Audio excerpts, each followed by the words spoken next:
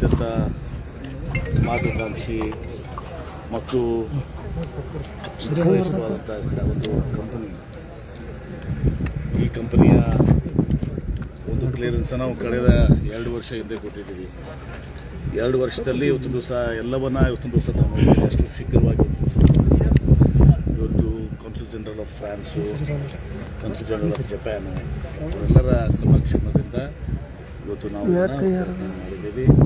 ಇದು ಏಕೆ ಎಲ್ಲರೂ ಉತ್ತರ ಕರ್ನಾಟಕ ಕಡೆ ಬಿಯಾಂಡ್ ಬ್ಯಾಂಗ್ಳೂರ್ ಇಂಡಸ್ಟ್ರೀಸ್ ಮಾಡಬೇಕು ಅಂತೇಳಿ ಈ ಸಲ ಭಾಳ ಹೆಮ್ಮೆಯಿಂದ ಹೇಳ್ತೀನಿ. ಮೊನ್ನೆ ನಡೆದಂಥ ಜಾಗತಿಕ ಬಂಡವಾಳ ಹೂಡಿಕೆದಾರ ಸಮಾವೇಶದಲ್ಲಿ ಬಿಯಾಂಡ್ ಬ್ಯಾಂಗ್ಳೂರಿಗೆ ನಮಗೆ 75% ಬಂದಿದೆ. ಅದೇ ಸುತ್ತಮುತ್ತ ಇನ್ಕ್ಲೂಡಿಂಗ್ ಅದು ಬ್ಯಾಂಗ್ಳೂರು ರೂರಲ್ ಎಲ್ಲ ಬರ್ತದೆ. ಉತ್ತರ ಕರ್ನಾಟಕಕ್ಕೆ 45% ಪ್ರಪೋಸಲ್ಸ್ ಬಂದಿದ್ದಾವೆ. ಈ ಎಲ್ಲವನ್ನು ಕೂಡ ನಾವು ಫಾಲೋ ಅಪ್ ಮಾಡ್ತಾಯಿದ್ದೀವಿ. ನಾವು ಡೇ ಟು ಡೇ ಬೇಸಿಸ್ನಲ್ಲಿ ಇವತ್ತು ನಾವು ಈ ಎಲ್ಲ ಏನು ನಮಗೆ ಕಮಿಟ್ಮೆಂಟ್ಸ್ ಬಂದಿದ್ದಾವೆ ಆ ಕಮಿಟ್ಮೆಂಟ್ಸನ್ನು ಇವತ್ತು ದಿವಸ ನಾವು ಫಾಲೋ ಮಾಡ್ತಾಯಿದ್ದೀವಿ. ಫಾಲೋ ಮಾಡೋ ಮೂಲಕ ಇವತ್ತು ನಾವೇನು 10 ಲಕ್ಷ ಕೋಟಿ ಇವತ್ತು ಇದು ಮಾಡಿದ್ವಿ, 6 ಲಕ್ಷ ಜನರಿಗೆ ಉದ್ಯೋಗ ಸಿಗಬೇಕು ಅಂತೇಳಿ ಇವತ್ತು ಅದರಲ್ಲಿ ನಮ್ಮ ಟಾರ್ಗೆಟ್ 70% ಇದೆ ಅಂತ ನಾನು ಹಿಂದೆ ಕೂಡ ಇದ್ದೀನಿ. ಆ 70% ಅಷ್ಟು ದಿವಸ ಮಟೀರಿಯಲ್ ಆಗಬೇಕು. ಆ ದಿಶೆಯಲ್ಲಿ ನಾವು ಎಲ್ಲ ರೀತಿಯ ಪ್ರಯತ್ನಗಳನ್ನ ಮಾಡ್ತಾಯಿದ್ದೀವಿ, ಗಂಭೀರವಾದಂಥ ಪ್ರಯತ್ನಗಳು ಮಾಡ್ತಾಯಿದ್ದೀವಿ.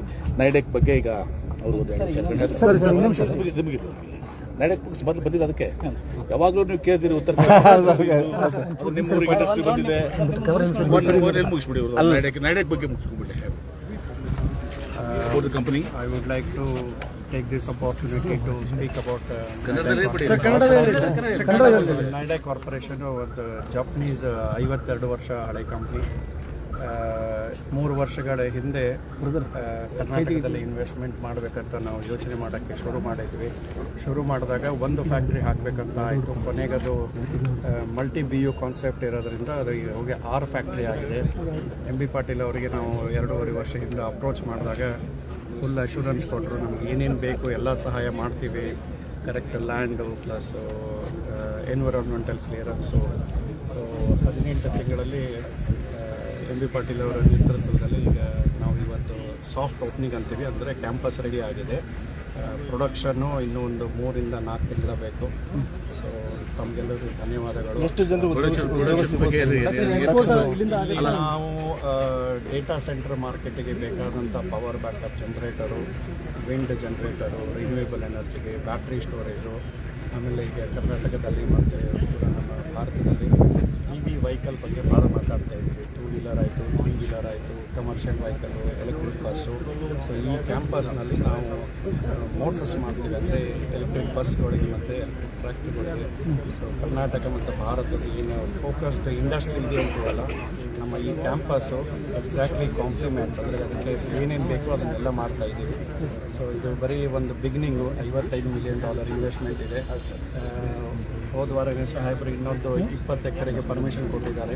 ಸೊ ಮುಂದೆ ಇನ್ನು ಬ್ಯಾಟ್ರಿ ಸ್ಟೋರೇಜ್ ಸೊಲ್ಯೂಷನ್ ಅಂತ ಇದ್ದೀವಿ. ಅದಕ್ಕೂ ನಾವು ಇಲ್ಲೇ ಟೆಕ್ನಾಲಜಿ ತರಬೇಕು ಫ್ರಾನ್ಸಿಂದ ಮತ್ತು ಇಟಲಿ ತರೋಂಥ ನಿರ್ಧಾರ ಮಾಡಿದ್ದೀವಿ ಇವತ್ತು. ನೈಡಾಕ್ ಹಿಸ್ಟ್ರಿಯಲ್ಲಿ ಇದೊಂದು ಒಳ್ಳೆಯ ದಿನಾಚರಣೆ. 900 ಡೈರೆಕ್ಟ್ ಎಂಪ್ಲಾಯ್ಮೆಂಟು, ಆಮೇಲೆ ಇನ್ನೊಂದು 800ರಿಂದ 900 ಇಂಡೈರೆಕ್ಟ್ ಎಂಪ್ಲಾಯ್ಮೆಂಟು. ಇದು ನಮ್ಮ ಇದರಲ್ಲಿ ಸಪ್ಲೈಯರ್ ಬೇಸು ಎಲ್ಲ ನೋಡ್ಕೋತ ಹೋದರೆ ನನ್ನ ಪ್ರಕಾರ ಕನಿಷ್ಠ ಒಂದು 3000ರಿಂದ 4000 ಫ್ಯಾಮಿಲಿಗಳಿಗೆ ಈ ಕ್ಯಾಂಪಸ್ ಇದ್ದದನ್ನು ಒದಗಿಸ್ಕೊಡುತ್ತಂತೆ ನಮ್ಮ ಎಸ್ಟಿಮೇಷನ್ ಪ್ರಕಾರ ಬಂದಿದೆ. ಸರ್, ಜಮೀನು ಕೊಟ್ಟಂತ ರೈತರಿಗೆ ಉದ್ಯೋಗ ಕೊಟ್ಟಿದ್ದೀರಾ? ಜಮೀನು ಕೊಟ್ಟಿರ್ತಕ್ಕಂಥ ಕಂಪನಿ ರೈತರು ಅವ್ರ ಮಕ್ಕಳಿಗೆ ಆದ್ಯತೆ ಕೊಡ್ತೀರಾ? ನೋಡಿ, ಸ್ವಾಭಾವಿಕವಾಗಿ ನೋಡಿ ಎಲ್ಲವೂ ಕೂಡ ನಾವು ಸ್ಥಳೀಯರಿಗೆ ಆಮೇಲೆ ವಿಶೇಷವಾಗಿ ಯಾರು ಭೂಮಿ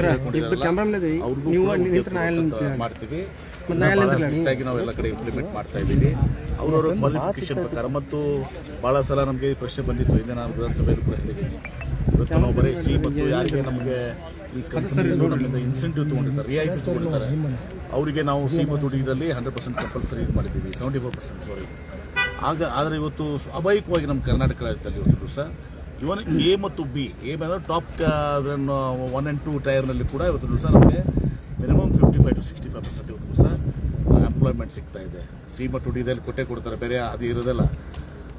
ಹೀಗಾಗಿ 4 ಕ್ಯಾಟಗರಿ ABCDಯಲ್ಲಿ ಕೂಡ ನಾವು ನಮಗೆ ಎಷ್ಟು ಬೇಕು ಅದಕ್ಕಿಂತ ಜಾಸ್ತಿ ಇವತ್ತು ಸಹ ಎಲ್ಲ ಕಡೆ ಎಂಪ್ಲಾಯ್ಮೆಂಟ್ ಸಿಗ್ತಾ ಇದೆ ಕನ್ನಡಿಗರಿಗೆ, ಸ್ಥಳೀಯ ಜನರಿಗೆ. ಮತ್ತು ಇಲ್ಲಿ ಏನು ಭೂಮಿ ಸಾಕಪ್ಪ ಬೇಗ ದಯವಿಟ್ಟು ಆಮೇಲೆ